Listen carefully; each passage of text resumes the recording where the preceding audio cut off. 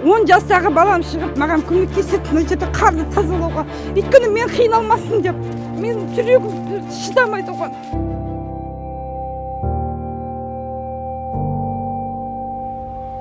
Биыл 609 елді мекен, 675 тас жол және 259 темір жол су астында қалуы мүмкін. Апат айтып келеді. Қардың астында қалды қыстай. Жаңа міне кеше ашты. Жылда көктем келген сайын құтқарушылар қасқыр шапқан қойдай дүрлігеді. Төтенше жағдайлар қызметі төтенше жағдайға дайын ба?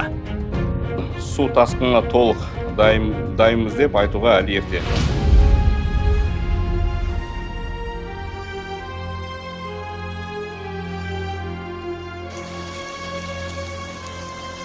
Жылда сел жұтатын, жер құшатын миллиардтардың сұрауы кімнен? Ситуация очень сложная.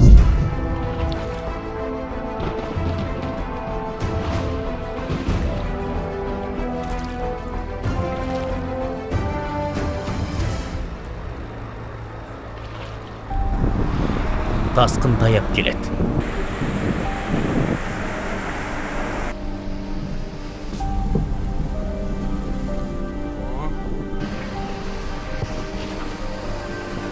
Ақмола, Қарағанды, Солтүстік Қазақстан және Шығыс Қазақстан облыстары тау бұзып, кеңірдектен алатын қызыл сумен соғысады.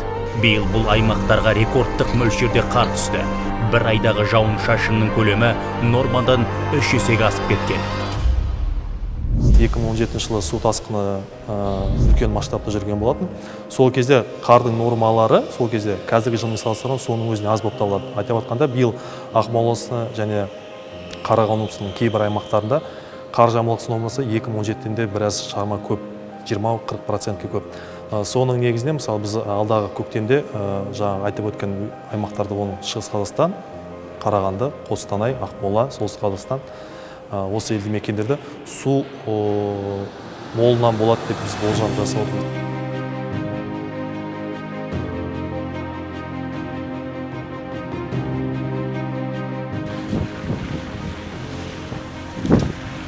Қардың биіктігі 3 метр, 4 метрға дейін бізде. Үйіміз қардың астында жатыр. Осы акиматқа 20 күн бойы звондап хабарласып алған техникамыз біздің. Целиноград ауданының 43 жастағы тұрғыны Нұргүл 4 баланың анасы. Көмірімізге бару үшін, суымызды әкелу үшін осылай қар тазалаймыз біз міне. Ол отбасымен бірге Талапкер ауылына 2010 жылы көшіп келген. Жолдасы дәнекерлеу жұмыстарымен айналысса, Нұргүлдің өзі бала тәрбиесімен үйде. Міне менің үйім. Сіздің үйіңізге қалай барамыз? Біздің үйге енді мына жерде жол жоқ, акимат екіп кеткен жері ма? Осылай барып, мына жерден бүйтіп баруымыз керек. Міне шатыр. Міне мен шатырға жайымен жетіп тұрмын өзім. Міне мен шатырым осы. Осында түні бойы иттер жүгіреді осы жерде. Елорда іргесіндегі Талапкер ауылдық округінің аумағы 5039,91 гектар. Халқының саны 23316. Ауданға қарасты бірнеше ауылды биыл су басуы мүмкін. Жалпы Ақмола облысының бірнеше ауданында төтенше жағдай жарияланды. В Целиноградском районе имеется 29 населенных пунктов, которые подвержены опасности паводка вод. И одно из населенных пунктов это является у нас Талапкер. Талапкер у нас подвержен 3 фазам потопления. Это внутри снег, который в населенном пункте, который потом с полей идет вода. И третье это поднятие уровня реки. В данном случае это Исиль.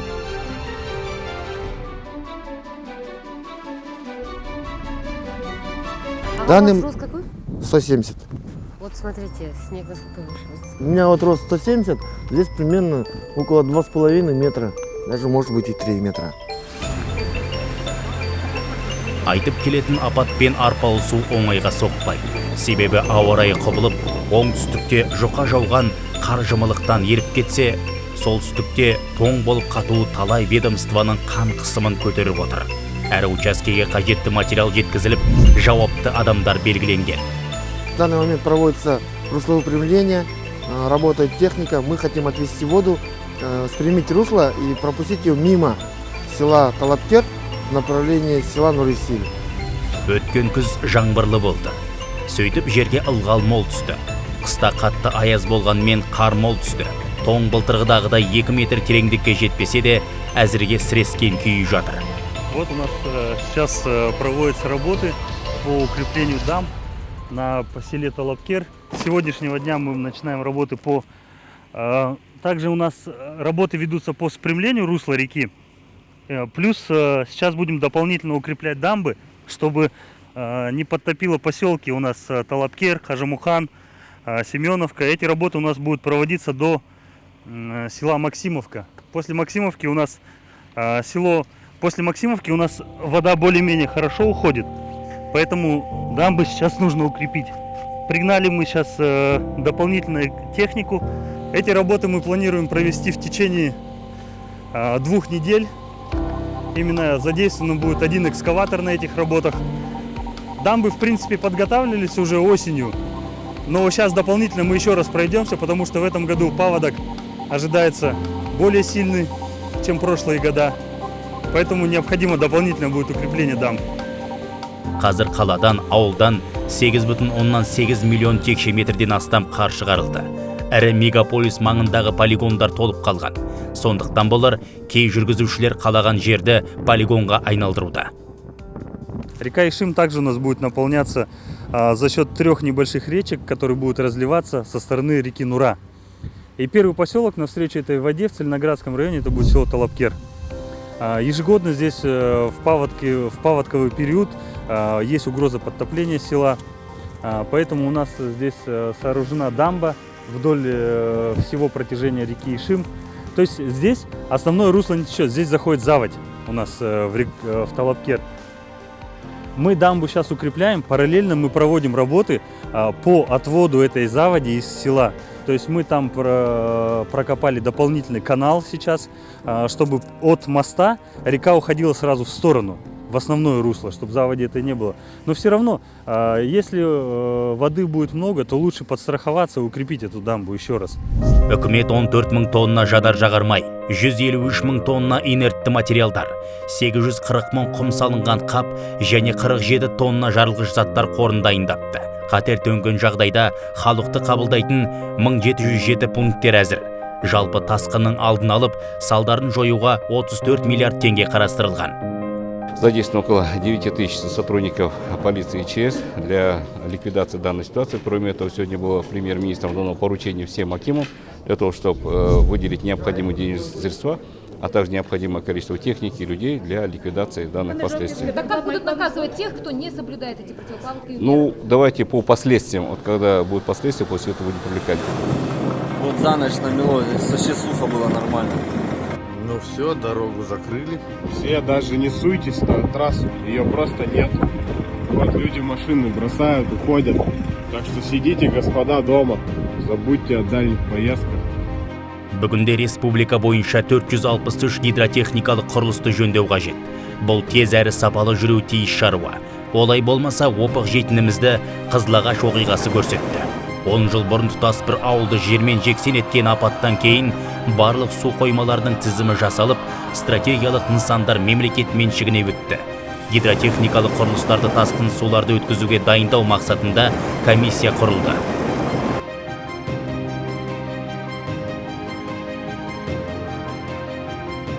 Қазақстан бойынша 26 қауіпті жер деп отырмыз. Оған қазіргі су қоймаларында су алдын ала орын босатып, су көрініс келгенде сол орын босатып, сосын ағынды жерлерін бәрін дайындап, сонда жұмыстар істеп жатыр.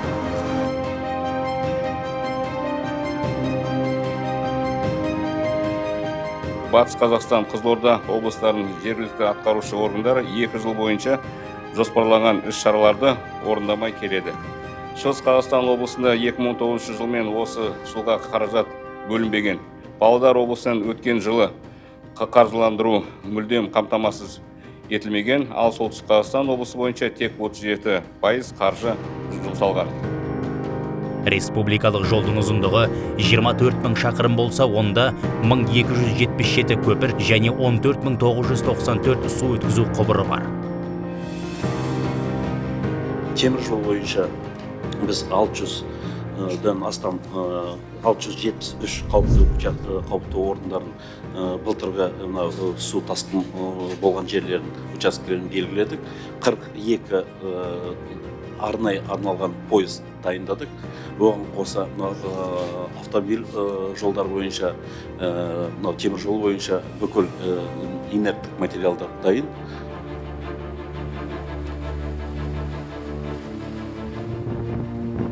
В Цельноградском районе порядка 1500 километров дорог. То есть есть дороги республиканского значения, областные, районные и улично-дорожная сеть населенных пунктов. Улично-дорожная сеть населенных пунктов из 52 населенных пунктов составляет 1046 километров. Районные дороги 203 километра. В этом году снега было очень много, поэтому для того, чтобы обеспечить людей дорогами, у нас уже резерва дорог не хватало, куда снег расталкивать, поэтому мы начали вывозить снег. Все деньги, получается, с содержания дорог годового мы пустили именно на эти работы. 21 ғасырда тұрамыз. Міне біздің өміріміз осы. Өзіміз 20 ғасырда болсақ та мынандай қар күремей едік.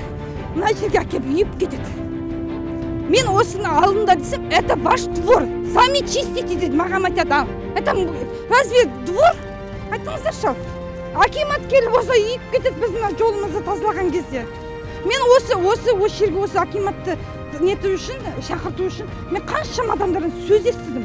Оның бақырын деп айтқан адамдар да болды маған даже. Нұргүл өзгенің емес, өз күшіне ғана сенеді. Себебі әкімдіктің техникасы ауылдың шеткер аймағына келмейтінін біледі.